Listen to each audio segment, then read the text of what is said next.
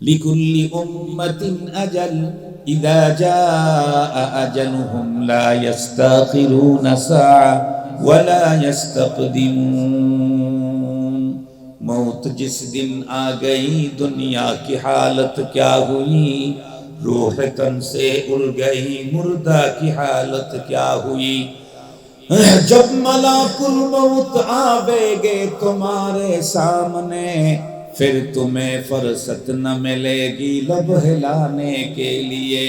बाप भाई माँ बहन फर्जंद जन और यारगार, आशिको माशूक नौकर बंदे खिदमत गुजार, काम आने का नहीं, काम आने का नहीं, हर एक जुदा हो जाएगा, बल्कि एक उज़्व दुश्मन जन का हो जाएगा। লম্বা কথা, নির্ধারিত টাইমে নিয়ে যাবে। তবে আজরাইল একটু আগে আসবে, এসে বলবে ভাই তোমার কোনো পেরেশানি নেই, তোমাকে নিয়ে যাব। কোথায়? তোমাকে নিয়ে যাবো জান্নাতে। কোরআন শরীফে আল্লাহ তাআলা বলেন, ইন্নাল্লাযীনা ক্বালু রাব্বুনাল্লাহ সুম্মা ইসতাকামু তাতানাজ্জালু আলাইহিমুল মালায়েকা আল্লা তাখাফু ওয়া লা তাহজানু ওয়া আবশিরু বিল জান্নাতিল্লাতী কুনতুম তুআদুন।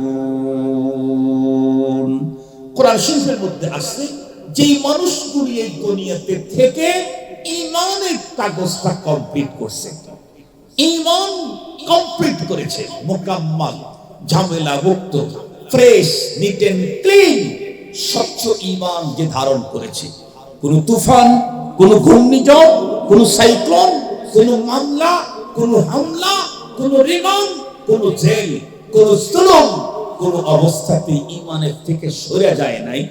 এই কষ্ট করতে করতে শুধু আজরাইল আসার আগ পর্যন্ত ঈমানটাকে যদি ধরে রাখতে পারে, আজরাইল তার কাছে এসে তার সাথে সখ্যতা করে। সুবহানাল্লাহ বলবেন। যে আমাকে মারতে আসছে সে আমার সাথে বন্ধুত্ব করবে। সে কি বলবে? আপনাকে নিয়ে যাব। ভয় পাবে। আর আপনি ভয় পাচ্ছেন কিসে? আল্লাহ তাখাফু ওয়া লা তাহজানু, আপনার তো ভয় নাই, আপনার কোনো পেরেশানি কেন? আপনাকে কোথায় নিয়ে যাচ্ছি? ওয়া আবশিরু বিল জান্নাহ, আপনাকে তো এখান থেকে ডাইরেক্ট জান্নাতে পৌঁছায় দেব। সুবহানাল্লাহ। তাইলে কি আর কোনো পেরেশানি আছে? আমি যদি মরার পরে জান্নাতে যাইতে, আমি এখন মরে গেলে তো সমস্যা নাই। কথা বলে ভয় তো লাগে এই কারণে যে মরার পরে যদি ঝামেলায় পড়ে যায়, এই কারণে ভয় লাগে, নাইলে তো কোনো ভয় নেই। মুহতারাম হাজিরিন, খুব ভালো করে কথাগুলি বুঝবেন। তো ফেরেশতা এসে তার সাথে সখ্যতা করবে মৃত্যুর সময়, যার কাছে ঈমানের পুঁজি আছে। এরপরে কবরের ভিতরে রাখতেই কয়েকজন কবরের ভিতরে টকটক করে ঢুকে পড়বে। কবরের ভিতরে ঢুকেই জিজ্ঞেস করবে মান রব্বুক ওয়া মা দীনুক ওয়া মান হাদা রাজুলুল্লাযী বুইসা ফীকুম। এই কাগজ দেখাও, কাগজ দেখাও। আপনারা যারা হজ করতে গেছেন, দেশের বাইরে গেছেন, তারা জানেন বিমানে ওঠার আগে একবার চেক করছে ইমিগ্রেশন, অনেক চেক করছে। আবার যে দেশে গেছেন সেই দেশে নামার পরে আবার নতুন করে চেক করবে। কার্ড দেখি, আইডি দেখি, ভিসা দেখি, পাসপোর্ট দেখি, টিকিট দেখি। এরপর ইনভাইট করছে কোন কোন কোন হোটেলে থাকবেন, হোটেলের নাম্বার দেন, হোটেলের নাম বলেন, অনেক কিছু। দুনিয়াতে এক দেশ থেকে আরেক দেশে গেলে এত কিছু চেক করে। বলেন তো দেখি, এই পৃথিবী ছেড়ে আরেকটা জগতে গেলে কি কিছুই চেক হবে না? দুইটা জিনিসের চেক করবে। প্রাথমিক পর্যায়ে একটা জিনিস, সেটা হলো ঈমান। এই কারণে পৃথিবীর সব যদি আমার অর্জন হয় কিন্তু ঈমান অর্জন হয় নাই, তাহলে আমার চাইতে হতভাগা, আমার চাইতে পোড়া কপালওয়ালা, আমার চাইতে বদনসিব এই পৃথিবীতে আর সানি কেউ নেই। আর পৃথিবীর কিচ্ছু পাই নাই, ঈমান আমার আছে। তাহলে কসম আল্লাহ, আমার চাইতে বড় সম্পদশালী পৃথিবীতে কেউ হবে না। কেন? আল্লাহ পাক যাকে নরমাল জান্নাত দিবেন, তার জান্নাতটাও এই পৃথিবীর 10 পৃথিবী সমান। সুবহানাল্লাহ। আপনারা অনেকে মনে মনে ভাবেন একজনকে যদি 10 পৃথিবী সমান দেয়, এত জায়গা আল্লাহ কই? আপনাদেরকে একটা ছোট্ট একটা জরিপ শুনায় দিই, আমার বয়ান শেষ। বর্তমান বিজ্ঞানীরা আমাদেরকে যে কথাটা বলেছেন, সহজে যেটা বুঝবেন সেটা বলতেছে, ওর চাইতে আরো কঠিন কঠিন কথা আছে। পৃথিবীর চাইতে নাকি সূর্য 13 লক্ষ গুণে বড়। কয় লক্ষ গুণে বড়? পৃথিবীর চাইতে সূর্য 13 লক্ষ গুণে বড়। বলেন তো দেখি, এই সূর্য এক জায়গায় থাকে না চলে? চলে। কোরআন শরীফের ভিতরে আল্লাহ তাআলা বলেন, লাশ-শামসু ইয়ামবাগি লাহা আন তুদরিকাল কমার ওয়ালাল লাইলু সাবিকুন নাহার ওয়া কুল্লুন ফি ফালাকিন ইয়াসবাহুন। চন্দ্র সূর্য নিজস্ব রাস্তা দিয়ে চলে। আমাদের দেশে যেমন বাস চলার রাস্তা আলাদা, ট্রেন চলার রাস্তা আলাদা। যে মানুষগুলি দুনিয়া থেকে হারিয়ে যাবে আর কোনোদিন রিটার্ন ব্যাক আসবে না, ওই আগামী যারা হারাবে 1 বছরে, তাদের সিরিয়ালে আমিও থাকতে পারি। তোমরা মৃত্যুবরণ করতেই হবে। আমরা যারা মুসলমান, আমরা তো মৃত্যুকে বিশ্বাস করি, মরণের পরের আরো একটা জগৎকে বিশ্বাস করি। সেই জগৎই হলো মূল জগৎ। দুনিয়াতে হলো ক্ষণস্থায়ী, মাত্র কয়েকদিনের। পরপারের জীবনটা হলো চিরস্থায়ী, একেবারে আর কোনো দিন শেষ হবে না। দুনিয়াতে মানুষ মরে যাচ্ছে, আর পরপারে মরণেরই মরণ হবে। কার মরণ হবে? মরণের মরণ হবে, মৃত্যুর মৃত্যু ঘটবে। যার কারণে পরপারে লা ইয়ামুতু ফিহা ওয়ালা ইয়াহইয়া, সেই দিন নতুন করে কেউ জন্ম নিবে না, আর সেই দিন কারো মৃত্যু হবে না। চলতে থাকবে জীবন, চলতে থাকবে, চলতে থাকবে, কোনো দিন শেষ হবে না। মুহতারাম হাজিরিন, সেই জীবনের শান্তি মূলত শান্তি। ক্ষণস্থায়ী 80, 90, 100 বছরের জীবনের শান্তি, সুখ, এটা আসল সুখ না। ক্ষণস্থায়ী জীবনের দুঃখ আসল দুঃখ না। আসল সুখ হলো পরপারের সুখ, আসল দুঃখ হলো পরপারের দুঃখ। এ কারণে কোরআনে হাকিমে আল্লাহ তাআলা স্পষ্ট বলেন, কুল্লু নাফসিন দাইকাতুল মাউত, প্রতিটি প্রাণীকেই মৃত্যুর স্বাদ গ্রহণ করতে হবে। ওয়া ইন্নাকুম তুওয়াফাউনা উজুরাকুম ইয়াউমাল কিয়ামা, আর তোমরা তোমাদের কৃতকর্মের পুরোপুরি প্রতিদান পাবে হলো কিয়ামতের দিন। দুনিয়াতে তো ভালো কাজ করলে ভালো পাওয়া যায়, মন্দ কাজ করলে মন্দ পাওয়া যায়, এটা তো দুনিয়াতে আছে। কিন্তু ভালো কাজের যে প্রতিদান দুনিয়াতে পাচ্ছি, এটা দুনিয়াতে ভালো কাজের টোটাল প্রতিদান না। মন্দ করার কারণে দুনিয়াতে যে দুঃখ, দুর্দশা, অপমান, লাঞ্ছনা, গঞ্জনা, এটাও অপরাধের ফাইনাল অফ শাস্তি না, বরং পুরোপুরি পাওনা আমাদেরকে দেওয়া হবে। ইন্নামা তুওয়াফাউনা উজুরাকুম ইয়াউমাল কিয়ামা, কিয়ামতের দিন দেওয়া হবে। দুনিয়াতে যেগুলি দেওয়া হচ্ছে এগুলি হচ্ছে সিম্পল। ভালো কাজের প্রতিদান যেটা পাচ্ছে সেটাও সিম্পল, নরমাল, আর মন্দ কাজের সাজা যেটা পাচ্ছে এটাও নরমাল। মূলত ফাইনাল পুরোপুরি পাওনা ভালো কাজ এবং মন্দ কাজের, সেটি হবে আখিরাতে।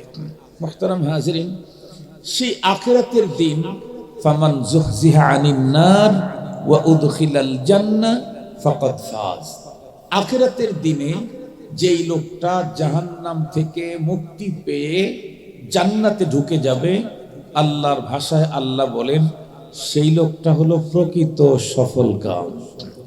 আমরা মনে করি অল্প দিনের ভিতরে টাকা পয়সা, গাড়ি বাড়ি, গ্রামে শহরে বন্দরে রাজধানীতে দেশে বিদেশে টাকা আর টাকা, এই লোকটা সফল। নো, এই লোকটা সফল না। দেখতে দেখতে সে বিশাল বড় নেতা হয়ে গেছে, এই লোকটা সফল না। না, অল্প দিনের ভিতরে সারা বাংলাদেশের ভিতরে সে ভাইরাল হয়ে গেছে, সবাই তারে চিনে, তাম দুনিয়া তাকে চিনে, এই লোকটা সফল না। এটাও প্রকৃত সফল না। প্রকৃত সফল কে? যে ব্যক্তি পরপারে জাহান্নাম থেকে মুক্তি পেয়ে জান্নাতে ঢুকে যাবে, প্রকৃত সফলতা হলো তার। কেন? দুনিয়াতে এই পাওয়ার আছে, এই কি গরম, কি পাওয়ার, আবার ঠাস করে সব শেষ। এই দুনিয়া এটা কি নতুন করে বলা দরকার আছে? এই তো 4 মাস আগেই বাংলাদেশে কি ঘটে গেল। আপনাদের এই অঞ্চলে সবচেয়ে বেশি দাপট যে দেখাইছে সে কি আছে? মনে হয় নাই। সবচেয়ে বেশি দাপট যে দেখাইছে এই লোকগুলি এখন নাই। সবচেয়ে বেশি ক্ষমতা যে দেখাইছে সে লোকগুলি দেশেই নাই। যারা একটু কম দেখাইছে তারা তাও গোপনে টোপনে এক জেলা থেকে আর এক জেলায় গিয়ে আছে, এক বিভাগ থেকে আর এক বিভাগে আছে। যারা সবচেয়ে বেশি ভাব দেখাইছে তারা উড়াল মেরে চলে গেছে। ম্যাক্সিমাম গুলা উড়াল দিয়েই চলে গেছে, কারণ এত দূরে গেছে যেখানে হাইটা যাওয়া সম্ভব না। মুহতারাম হাজরিন, তো দুনিয়াতে চেয়ার হোক, পাওয়ার হোক, টাকা হোক, পয়সা হোক, আমি নিজের চোখে আমি আমার দেখেছি আর কি, যেই মানুষটা 2 হাতে রমজান মাসে দান করত, 2 হাত দিয়ে, সেই মানুষটা জীবনের শেষ সময়ে মানুষের কাছ থেকে যাকাতের কাপড় নিয়ে পরে দুনিয়া থেকে বিদায় নিয়েছে। এরকম ঘটনাও এই সিরাজগঞ্জের আছে। এই সিরাজগঞ্জে, আমি তো সিরাজগঞ্জেরই। এই জন্য পৃথিবীতে অনেক টাকা হলে সফল না, অনেক বড় পাওয়ার হলে সফল না। কেন? এটা এখন আছে তখন নাই, তখন আছে এখন নাই, এই আছে এই নাই। প্রকৃত সফলকে যে ব্যক্তি পরপারে জাহান্নাম থেকে মুক্তি পেয়ে জান্নাতে ঢুকবে। কেন? যে জান্নাতে ঢুকবে তাকে আর জীবনেও কোনোদিন জান্নাত থেকে বের করে দেওয়া হবে কোনোদিন, এবং সেখানে তার কোনোদিন দুঃখ, বেদনা, কষ্ট, আতঙ্ক, ভয় কিচ্ছু টাচ করবে না। বার্ধক্যতা তাকে কোনোদিন ধরবে না। সে কখনো বুড়ো হবে না, কখনো তার চোখের জ্যোতি কমবে না, কখনো তার মুখের দুর্গন্ধ আসবে না, কখনো তার চোখ থেকে ময়লা বের হবে না, কখনো তার শরীরের ভিতরে ময়লা লাগবে না। বরং জান্নাতের ভিতরে মানুষ যারা ঢুকবে এরা দিন যত ঘটতে থাকবে সৌন্দর্য তাদের তত বাড়তে থাকবে। সহিহ হাদিসের বর্ণনায় আছে জান্নাতে বাজার আছে, জান্নাতে বাজার আছে। সাহাবীদের ভিতরে সবচেয়ে বেশি হাদিস বর্ণনা করেছেন হযরতে আবু হুরায়রা রাদিয়াল্লাহু তাআলা। ওনার একটা মানে পৃথিবীব্যাপী নাম করা একজন ছাত্র আছে ওনার, তার নাম সাঈদ ইবনে মুসাইয়্যিব। সারা দুনিয়া তাকে চিনে, সারা দুনিয়া আহলে ইলম তাকে চিনে। আবু হুরায়রা রাদিয়াল্লাহু তাআলা আনহুর ছাত্র। তো ওস্তাদ ছাত্র দুইজনে বাজারে গেছে বাজার করতে গিয়ে আবু হুরায়রা রাদিয়াল্লাহু তাআলা আনহু তার ছাত্র সাঈদকে বললেন রাহমাতুল্লাহি আলাইহি, সাঈদ তুমি জানো কি? জি স্যার, জি হুজুর, জান্নাতেও কিন্তু বাজার আছে। হযরতে সাঈদ ইবনে মুসাইয়্যিব জিজ্ঞেস করলেন, হুজুর আখিরাতে কিসের বাজার? আখিরাতে কিসের বাজার? সেখানে মানুষ কি কেনা বেচা করবে, কেমনে নিবে? তো ওইখানে যে বাজার আছে তার বাজারের অনেক বর্ণনা আছে। তার ভিতরে একটা বর্ণনা আমি আপনাদেরকে দেই। সমস্ত জান্নাতি পুরুষদেরকে আল্লাহ তাআলা ডাকবেন, তারা একটা স্থানে জমা হবে, জান্নাতি পুরুষেরা, নারীরা না। এরপরে সেখানে গিয়ে বসতে না বসতেই একটা স্নিগ্ধ বাতাস আসবে, বাতাস। এই বাতাসটা লাগা মাত্রই প্রত্যেকটি মানুষের চেহারা, স্কিন প্লাস্টিক সার্জারি হয়ে যাবে। সুবহানাল্লাহ। মানে যতটুকু গোস্ত কোনো জায়গায় ছিল এগুলা সব টাইট হবে, সুন্দর হবে। একজন আর একজন কি, আরে এমন হলো কেমনি, এই তুমিও তো এমন হয়ে গেছে। তো এই লোকগুলি তো বাজারে গিয়ে তাদের চেহারার পরিবর্তন হলো। এদিকে বাসায় ঢুকে প্রত্যেকটি জান্নাতি তার হুর আর গেলেমান এদেরকে দেখবে, তাদের চেহারাও পরিবর্তন হয়ে গেছে। তখন বলবে, আরে তোমাদের চেহারা পরিবর্তন হলো কেমনে? ওরা বলবো, তোমাদের চেহারা পরিবর্তন হলো কেমনে? এই সিস্টেমটা আল্লাহ পাক অনন্তকাল ধরে চালাইতেই থাকবেন। মানুষের জীবনের সৌন্দর্য শুধু বাড়তেই থাকবে, মজা শুধু বাড়তেই থাকবে, আনন্দ শুধু বাড়তেই থাকবে, আর শান্তি শুধু বাড়তেই থাকবে। জান্নাতে কোনোদিন অশান্তি কাউকে টাচ করতে পারবে না। সঙ্গত কারণে প্রকৃত সফল তো ওই ব্যক্তি যে ব্যক্তি পরপারের জীবনে জান্নাতি হতে পারে জাহান্নাম থেকে মুক্ত পেয়ে। এখন জাহান্নাম থেকে মুক্তি পেয়ে জান্নাতে যেতে চাইলে কিছু তো পুঁজির দরকার আছে না, কি বলেন? বাজারে গেলে যেমনটা কিনতে চান তেমন টাকা লাগবে। যদি বলেন আমি 2 কেজি মূলা কিনবো, 3 কেজি বাগড়া কিনবো, তাহলে 200 টাকা হলেই হয়ে যাবে। যদি বলেন যে আমি ওর সাথে 1 কেজি বাগাড়ি মাছ কিনবো, তাহলে কিন্তু 1500 টাকা দিয়েও হবে না। আর যদি বলেন যে না, ওর সাথে আমি একটু একেবারে বোলার ইলিশ কিনে নিয়ে আসবো বরিশালে, তাইলে কিন্তু 1000-3 টাকা দিয়েও হবে না। যদি বলেন না, ওর সাথে আমি বড় খাসি গোস্ত কিনবো রেজালা করার জন্য 10 কেজি, তাহলে বুঝেন কত টাকা নিয়ে যেতে হবে। আর যদি বলেন যে না, শুধু ওইটা দিয়েও হবে না, কিছু পাখিও কিনে নিয়ে আসতে হবে, মেহমান আসতেছে তাদেরকে পাখি খাওয়াবো। আমাদের সিরাজগঞ্জে পাখি খাওয়ানোর প্রবণতা কম, ওই ইসের দিকে খুলনার দিকে মেহমানদেরকে পাখি খাওয়ায় খুব। আমরা ওয়াজে গেলেও পাখি খাওয়াই। এমন এক খুলনা দারুল উলুম মাদ্রাসা, সবচেয়ে পুরাতন মাদ্রাসা, জীবনের প্রথম যখন গেছি, নাকি দ্বিতীয়বার মনে হয়, তারা ওই যে বিবাহের ভিতরে এই সাজায় নিয়ে আসে না, ওদের কি বলে, ওই যে বড় করে খাবারের, হ্যাঁ প্লেট সাজায় নিয়ে আসে না, ওইরকম করে সাজায় নিয়ে আসে। তো আমি আর হাত দিচ্ছি না, আমি ভাবছি যে এখানে হয়তো কোনো বিয়ের অনুষ্ঠান হবে। আমি যে বর তা তো আর জানি না, আমি যে বর, এই খাবারের বর যে আমি তা তো জানি না। পরে আমি অন্যদিকে অনেক খাবার আছে, ওইটাও নিয়ে আসছি, আমি ওর দিকে হাত দিচ্ছি, হুজুর এদিকে হাত দেন। আমি বললাম এটা কার? বলে আমার। বলতে হুজুর এটা তো আপনার জন্য। মাঝখানে বড় মুরগি, এরপরে ছোট ছোট পাখি, এরপরে ডিম, এর অনেক কিছু, মানে একেবারে এক কথা হলো বরকে যেভাবে খাবার দেয় সেভাবে খাবার নিয়ে আসে। তা হাসে ওনাদেরকে বললাম যে আমার বিয়ের সময় তো এই সিস্টেম দেয় না, এই জন্য আল্লাহ এখন পাঠায় দিছে, যে তখন পাস নাই এখন খা। মুহতারাম হাজরিন, তো যত বাজার যত উন্নত করবেন পুঁজি তত, কথা বলেন, বাজার যত উন্নত করবেন পুঁজি তত বেশি লাগবে। আমরা যদি পরপারের ওই জীবনে উন্নত জীবন পেতে চাই, তাহলে আমাদের জন্য কম পক্ষে 2টা পুঁজি লাগবে। সে যেই হোক, গ্রামের হোক, শহরের হোক, রাজা হোক, বাদশাহ হোক, যেই হোক, কমপক্ষে 2টা পুঁজি ছাড়া কোন মানুষ জান্নাতের বর হতে পারবে না, জান্নাতি হতে পারবে না। তার ভিতরে একটা হলো ঈমান, আর একটা হলো নেক আমল। একটা হলো ঈমান, আর একটা হলো নেক আমল। এই কারণেই আল্লাহ পাক রব্বুল আলামিন আমাদেরকে ডেকে এক আয়াতে কারিমাতে বলেছেন, ইয়া আইয়ুহাল্লাযীনা আমানুত্তাকুল্লাহ, ও ঈমানদার, তোমরা যারা নিজেদেরকে মুমিন বলে দাবি করো, তোমাদেরকে বলছি, ইত্তাকুল্লাহা হাক্কা তুকাতিহি, তোমরা আল্লাহকে যথাযথ ভয় করো। আল্লাহর ভয় তোমাদের অন্তরে আসে, কিন্তু এই ভয় দিয়ে হবে না, যথাযথ ভয় করো। রব যত বড়, তার ভয় তোমার অন্তরে তত বড় থাকতে হবে। আপনার আমাদের দেশে বলেন তো দেখি, গ্রাম পুলিশও তো পুলিশ, গ্রাম পুলিশ, তার পুলিশ শব্দ আছে না ওর মধ্যে, কিন্তু গ্রাম পুলিশকে দেখে কেউ ভয় পায় না। বরং গ্রাম পুলিশ তো মাঝে মাঝে ডিউটি পালন করতে যায়, কারো কারো আবার রাইফেল একটা দিয়ে দেয়।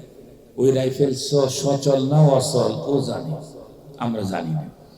তো হঠাৎ করে ডিউটি পালন করার জন্য গ্রাম পুলিশ যখন প্যান্ট শার্ট পরে যখন রওনা করে, আর এক বন্দুকের নল ধরে ঝাঁকি দেখো, এই পুলিশ কই যাস? বলে না, বলে না, কেন? গ্রাম পুলিশ, এই তুমি পাওয়ার টাওয়ার নাই, আর বন্দুক ফায়ার করলেও গুলি বেরোবো না, গুলি নেই, বেরোবো কি? ওকে।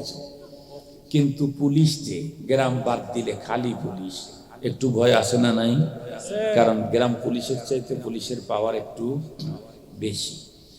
এই জন্য পুলিশের কেউ বন্দুকের নল ধরে বাট ধরে এভাবে ঝাঁকুনি দিয়ে বলে না, এই পুলিশ কই যাস, এই কথাটা কেউ বলে না। এর চাইতে আরো বেশি পাওয়ার হলো র্যাবের। র্যাব দেখলে তো যারা সন্ত্রাসী, র্যাবের নাম শুনলেই তাদের, যারা সন্ত্রাসী, ভালো মানুষের সমস্যা নেই, যারা সন্ত্রাসী তারা র্যাবের নাম শুনলেই শরীরে জ্বর আসে, হিট বেড়ে যায়। এর চাইতে আরো পাওয়ার হলো কাদের? আর্মি।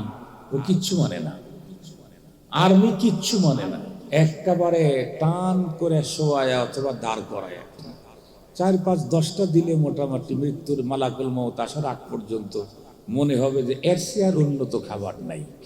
মালাকুল মউত যখন ধরবে তখন অবশ্য ভুলে যাবে, কারণ মালাকুল মউতেরটা তো এর চাইতে ভয়ঙ্কর, অনেক ভয়ঙ্কর। তো যে বলতেছিলাম যে এই জিনিসটা যত বড় হয় তার ভয় তত বেশি হয়। বলুন তো দেখি, দুনিয়াতে যত বড় আছে আমার আল্লাহ সমান কেউ আছে? কোরআন শরীফের সূরা ইখলাসে আল্লাহ বলেন, কুল হুয়াল্লাহু আহাদ আল্লাহুস সামাদ লাম ইয়ালিদ ওয়া লাম ইউলাদ ওয়া লাম ইয়াকুল লাহু কুফুয়ান আহাদ। আল্লাহ বলেন, আল্লাহ সমান পৃথিবীতে একজনও নাই।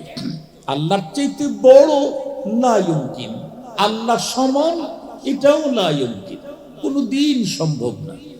তো রব যেহেতু সবচাইতে বড়, এ কারণে তার ভয়টা অন্তরে সবচাইতে বেশি থাকতে হবে।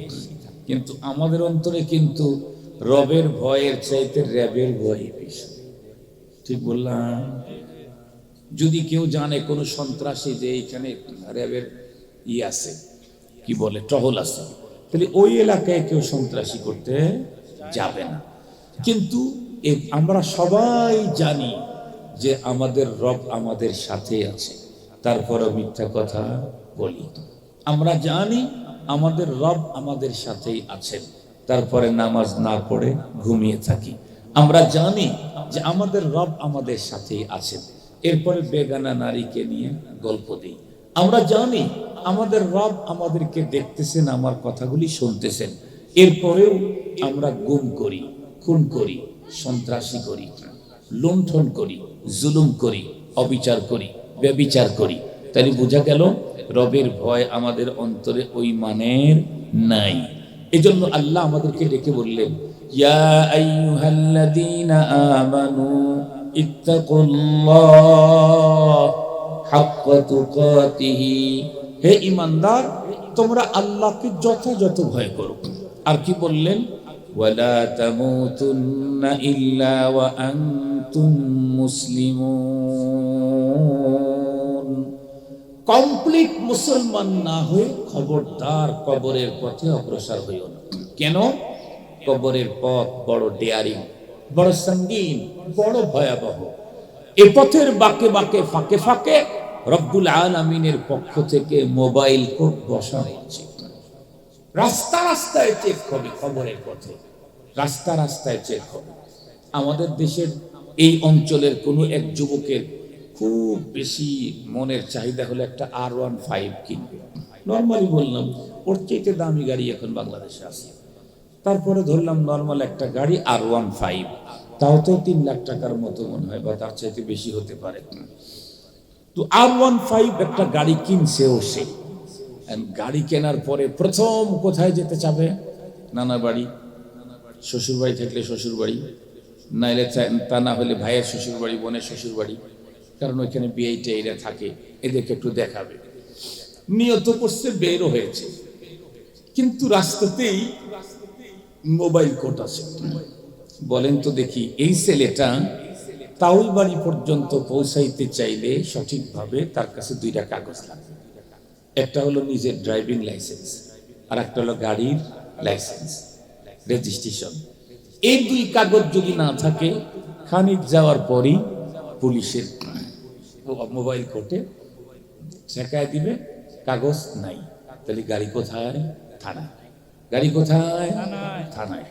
যেতে চাইছিল কোথায়? তাওই বাড়ি। যাওয়া হলো কোথায়? থানায়। কেন? কাগজ নাই যে। আমরা তো প্রত্যেকে মরণের পরে জান্নাতে যেতে চাই, কি বলেন আপনারা? আমরা প্রত্যেকে মরণের পরে কোথায় যেতে চাই? জান্নাতে যেতে চাই। কিন্তু আমাদের যদি 2টা কাগজ না থাকে, তাহলে জান্নাতে যাওয়া হবে না, থানায় যেতে হবে। থানার নাম জাহান্নাম। কথা বলেন, পরপারের থানা জাহান্নামে যেতে হবে। জাহান্নামে যেতে হবে, আগুনে পড়তে হবে। 2টা কাগজ যদি দুনিয়া থেকে কমপ্লিট করে যাই, তাহলে র্যাবের মোবাইল কোর্ট হোক, আর আর্মির মোবাইল কোর্ট হোক, আর পুলিশের হোক, আর আরো বড় কোনো অফিসারের মোবাইল কোর্ট হোক, আমার কোনো পেরেশানি নাই। কেন? আমার নিজের ড্রাইভিং লাইসেন্স ওকে, গাড়ির লাইসেন্স ওকে, আমাকে কে ধরে? ঠিক তদ্রুপ এই দুনিয়া থেকে 2টা লাইসেন্স আমাকে আপনাকে করে যেতে হবে কবরের পথে। তাইলে আর কোনো ঝামেলা নাই। কিন্তু যদি দুইটা কাগজের কোনো একটা না থাকে তাহলে কিন্তু ঝামেলার শেষ নেই। এই জন্য একজন কবি বড় চমৎকার বলেছেন, আয়া সাহিবাদ যামবি লা তাকনাতু ফাইন্নাল ইলাহা রাউফুর রাউফ ওয়ালা তারহালান্না বিলা উদ্দাতিন ফাইন্নাত তারিকা মাখুফুন মাখুফ ফাইন্নাত তারিকা মাখুফুন মাখুফ। দুইটা লাইন পড়েছি, একটা লাইনের তর্জমা করব, দুইটাই করি। কবি বলেন, এই অপরাধী কখনো নিরাশ হও না। কেন? আমাদের রব সিরিয়াস ক্ষমাশীল।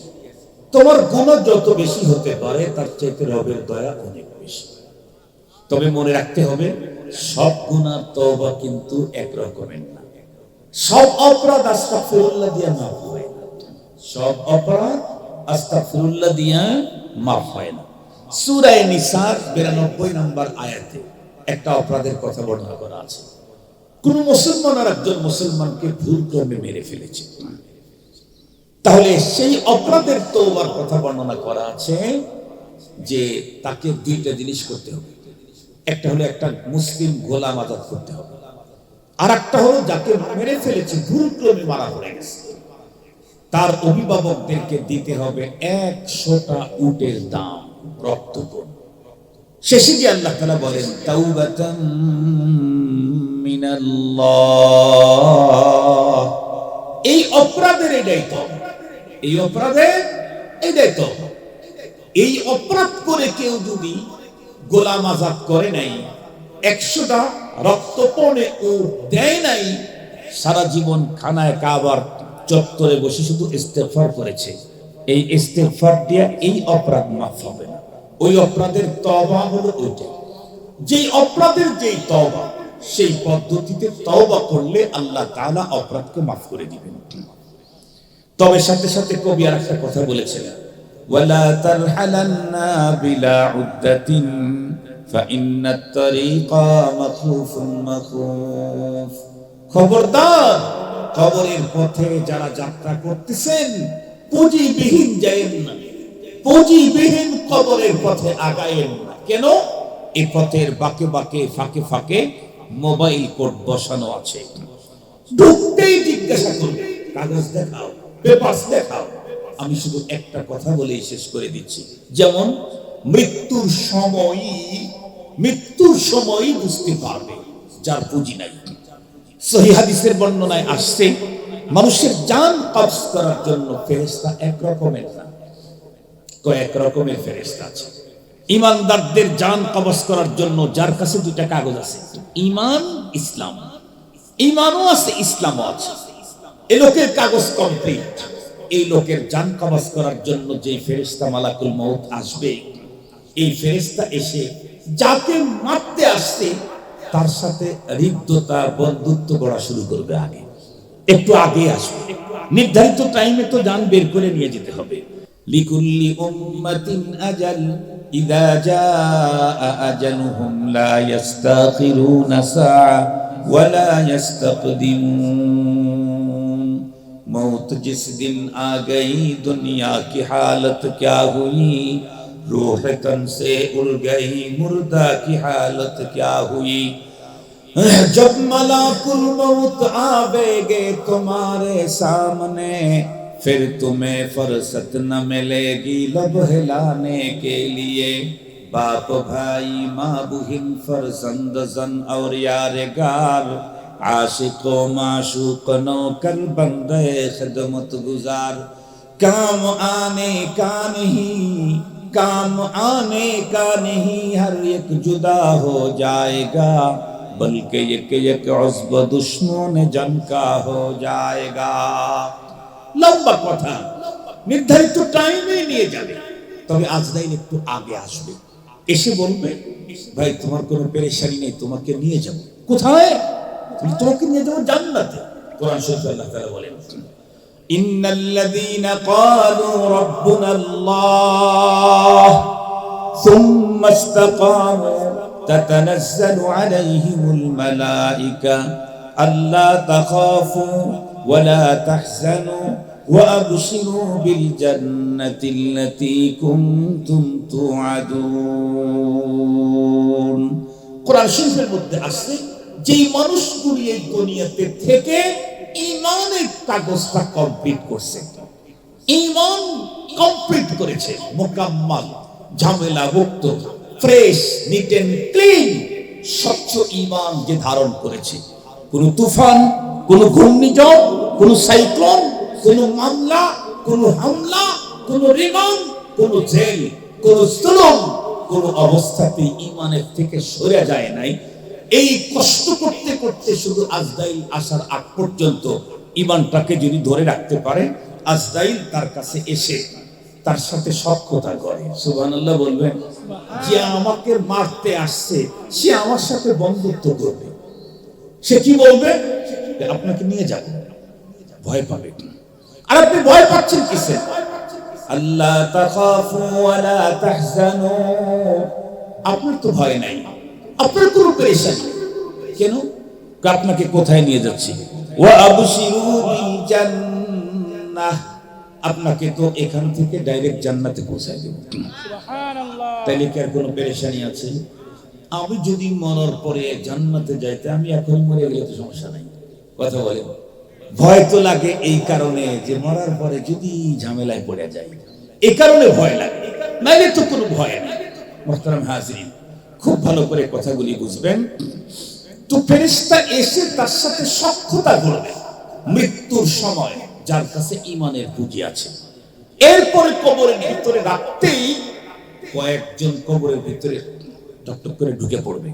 কবরের ভিতরে ঢুকেই জিজ্ঞেস করবে, মান রব্বুক ওয়া মা দীনুক ওয়া মান হাদা রাজুলুল্লাযী বুইসা ফীকুম। এই কাগজ দেখাও, কাগজ দেখাও।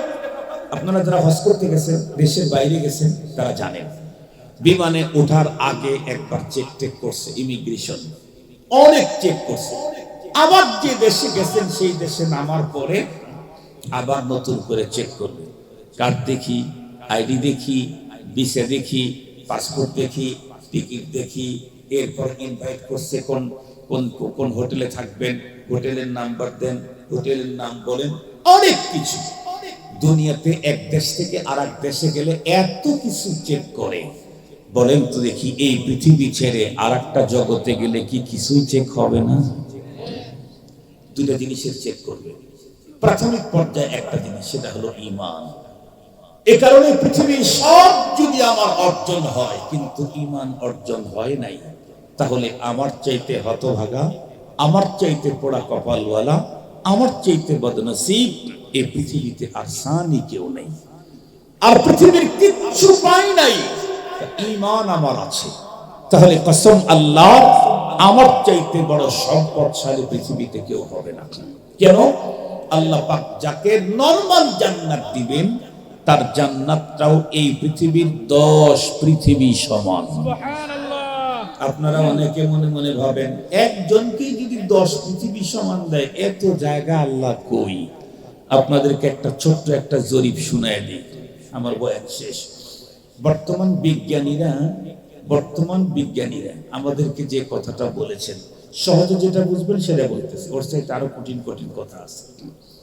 পৃথিবীর চাইতে নাকি সূর্য 13 লক্ষ গুণে বড়। কয় লক্ষ গুণে বড়? পৃথিবীর চাইতে সূর্য 13 লক্ষ গুণে বড়। বলেন তো দেখি, এই সূর্য এক জায়গায় থাকে না চলে? চলে। কোরআন শরীফের ভিতরে আল্লাহ তাআলা বলেন, লাশ-শামসু ইয়ামবাগি লাহা আন তুদরিকাল কমার ওয়ালাল-লাইলু সাবিকুন নাহার ওয়া কুল্লুন ফি ফালাকিন ইয়াসবাহুন। চন্দ্র সূর্য নিজস্ব রাস্তা দিয়ে চলে। আমাদের দেশে যেমন বাস চলার রাস্তা আলাদা, ট্রেন চলার রাস্তা আলাদা। কথা বলেন না কেন ভাই?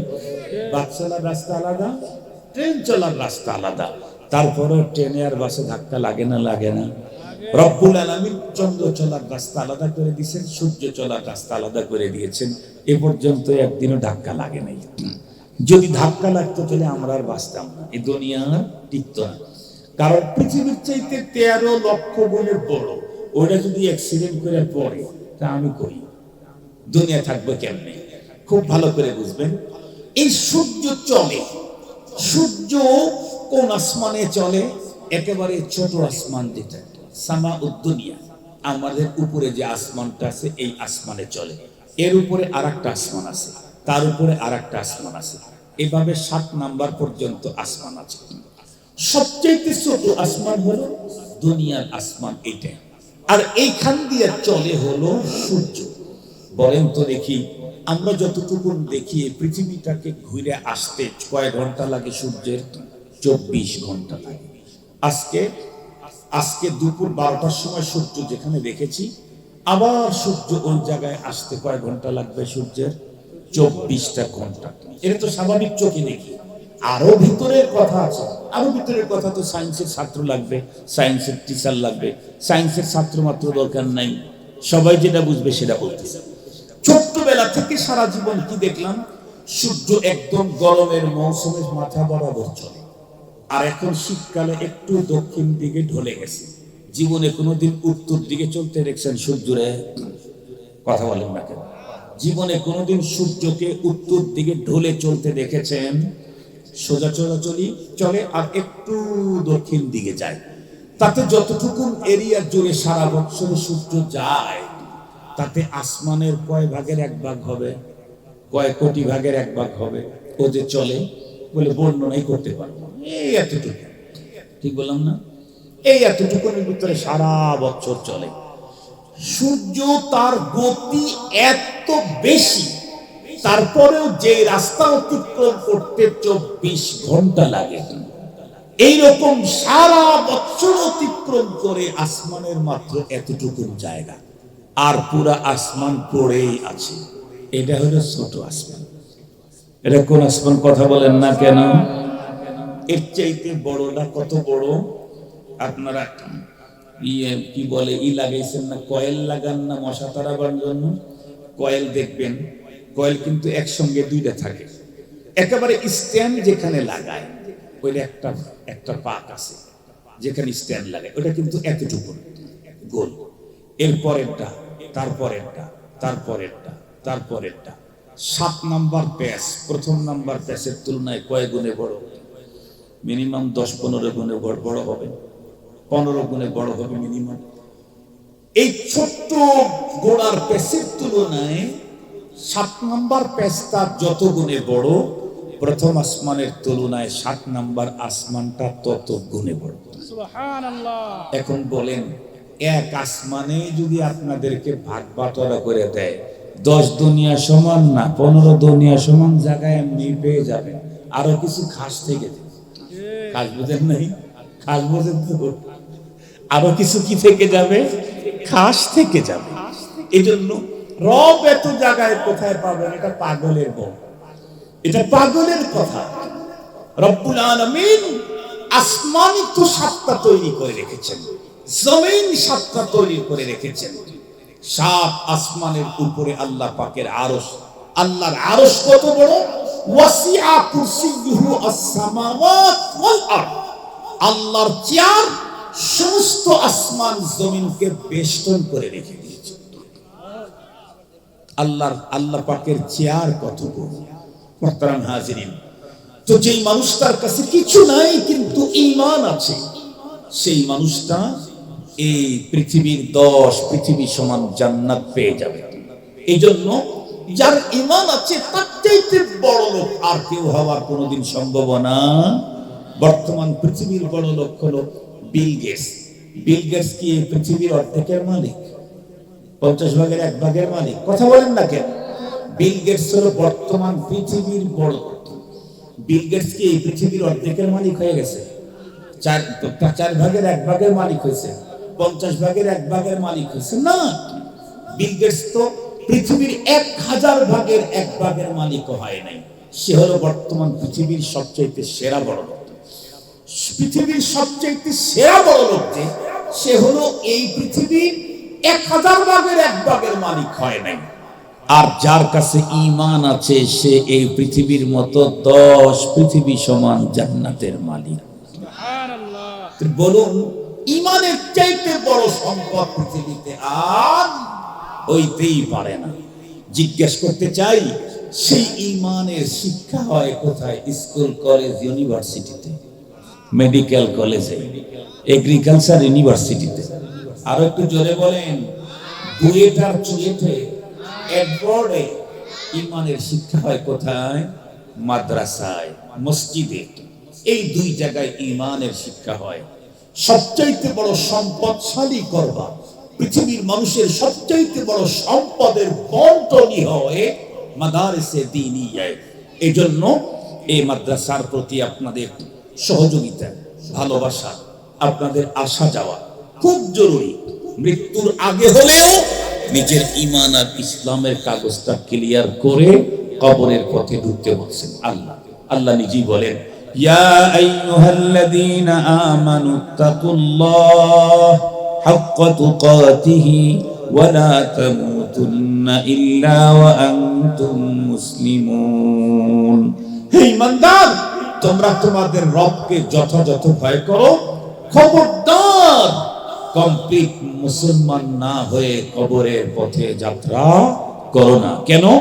এই কবরের পথের বাঁকে বাঁকে, ফাঁকে ফাঁকে রব্বুল আলামিনের পক্ষ থেকে মোবাইল কোড বসানো আছে। ঢুকতে চাইলেই তোমার কাছে ঈমান জানতে চাইবে, ইসলাম জানতে চাইবে। তুমি যদি ঈমান প্রমাণ করতে না পারো, ইসলাম যদি প্রমাণ করতে না পারো, তাহলে তোমাকে ধরে সাথে সাথে আগুনে ঢুকায় দিবে, আযাবে ঢুকায় দিবে, শাস্তি তোমার উপরে শুরু করে দিবে। তুমি সইতে পারবে না এই শাস্তি। এই জন্য আল্লাহ পাক বলেন, ঈমানদার তোমাদেরকে বলছি, তোমরা আমি রবকে যথাযথ ভয় করো আর মুমিন মুসলমান হয়ে তারপরে কবরে আসো। তাহলে আমাদের জন্য দুইটা জিনিস জরুরি, একটা হলো ঈমান আর একটা হলো ইসলাম। এই দুইটাই পাওয়া যায় মাদ্রাসাতে। পৃথিবীর অন্য কোনো জায়গাতে এই দুই জিনিস পরিপূর্ণ পাবেন না। কোন জায়গায় একটু একটু পাবেন। পরিপূর্ণ যদি পেতে চান, পূর্ণ ইসলাম, পূর্ণ ঈমান, তাহলে মাদ্রাসাতেই আসতে হবে। মাদ্রাসার বাইরে কোথাও পুরাপুরি ঈমান নাই, পুরাপুরি ইসলাম পাওয়া যায় না। ইসলামের যে কোনো বিষয় মাদ্রাসায় আসলে পাবেন, ঈমানের যে কোনো প্রশ্নের জবাব মাদ্রাসায় আসলে পাবেন, অন্য জায়গায় পাবেন না। এই কারণে এই জাতীয় মাদ্রাসা আমাদের জীবনের সবচাইতে বড় পুঁজি, সবচাইতে বড় সম্পদ, সবচাইতে বড় টার্গেট। আমাদের জীবনের একমাত্র টার্গেট হলো আমার আখিরাতের পুঁজি দুনিয়া থেকে আমাকে করে যেতে হবে। এর জন্য এই মাদ্রাসাগুলি অত্যন্ত জরুরি। আমি আপনাদের কাছে উদাত্ত আহ্বান জানাবো, এই মাদ্রাসা আলহামদুলিল্লাহ এখানে প্রতিষ্ঠিত হয়েছে। আপনারা এই মাদ্রাসাকে দিন দিন সন্তান দিয়ে, টাকা দিয়ে, পয়সা দিয়ে, সময় দিয়ে নিজেরা এখানে ভর্তি হয়ে নিজেদের ঈমান ঠিক করে নেবেন, নিজেদের ইসলাম ঠিক করে নেবেন। শুধু ছেলেকে আলেম বানাইলেন, আপনি কালেমা ঠিক নেই। ছেলেকে মুফতি বানাইলেন, আপনার এই কি ওযু গোসলের মাসলা ঠিক নেই। আপনি মারা যাবেন না? আপনি তো মারা যাবেন, আপনার কবরে তো আপনার ছেলে যাবে না। আপনার ছেলে আপনাকে সুপারিশ করবে, সে তো আখিরাতে। এখন তো আপনার কি হবে তাইলে? আপনি তো এখন একা একা। আখিরাতে হাসরের ময়দানে আপনাকে আরো কেউ সুপারিশ করবে। এখন কি হবে কবরে? আপনি তো আগেই চলে গেছেন। এমন একটা জায়গায় গেছেন, ধরা খাইছেন, সেখানে কেউ নেই। আপনার ছেলে অনেক বড়, মোবাইল ফোনও নেই আপনার কাছে। তাকে যে ফোন দিয়ে সাহায্য নেবেন সেই সুযোগটা নাই। তাহলে কি হবে? আপনার ছেলে দেশের প্রেসিডেন্ট, বললেই ছেড়ে দিবে, কিন্তু ছেলের সাথে তো যোগাযোগ হচ্ছে না। কবরের সাথে আপনার যোগাযোগ হবে নাকি প্রতিদিন? কথা বলেন না কেন? আপনার বাবার কবরের সাথে আপনাদের যোগাযোগ হয়? দাদার কবরের সাথে যোগাযোগ হয়? মার কবরের সাথে যোগাযোগ হয়? মার কবরের কাছে দাঁড়ায় থাকলে আধা ঘন্টা পর্যন্ত দাঁড়ায় কান্না করতে থাকলে, বুক ভাসায় দিলেও মা আর কোনো জবাব দেয় না। মা আর বলে না যে বাবা কাঁদছো কেন। বাবার কবরের পাশে দাঁড়ায় কেঁদে বুক ভাসায় দিলেও বাবা বলে না যে বাবা তোমার চোখে পানি কেন। অথচ মা দুনিয়াতে আমার চোখে একটু মুখ খারাপ দেখলেই মা বলতেন তোমার মুখটা যেন কেমন পেরেশান মনে হচ্ছে। চোখে পানি দেখলে মা বাবা অস্থির হয়ে যেতে। সে মা বাবার কবরের পাশে দাঁড়ায়, 10 মিনিট দাঁড়ায় থাকি। মার চেহারাটা মুখে চোখের সামনে ভাসে, বাবার চেহারাটা চোখের সামনে ভাসে, কাঁদতে থাকি। কই মা তো আর আমার আঁচল দিয়ে আমার চোখের পানিটা আর মুছে দিতে আসে। বাবা তো আমাকে আর মায়ার সে কথাটা বলে না যে বাবা তুমি কাঁদো না, তোমার জন্য আমি দোয়া করতেছি। কেন? বাবা এমন একটা জগতে গেছে যে জগতে যাওয়ার পরে আর যোগাযোগ করা যায় না, যোগাযোগ বিচ্ছিন্ন এরিয়া, যোগাযোগ বিচ্ছিন্ন এরিয়া। বাবা হাজার কষ্টে থাকলেও আমাকে জানাইতে পারতেছে না। এই জন্য মুহতারাম হাজরিন, আমার কবরে যাতে আমার শাস্তি না হয়, আমার কবরে যাতে আমার ঝামেলা না হয়, এই জন্য দুনিয়া থেকে আমাকে ব্যবস্থা নিয়ে যেতে হবে ইনশাআল্লাহ।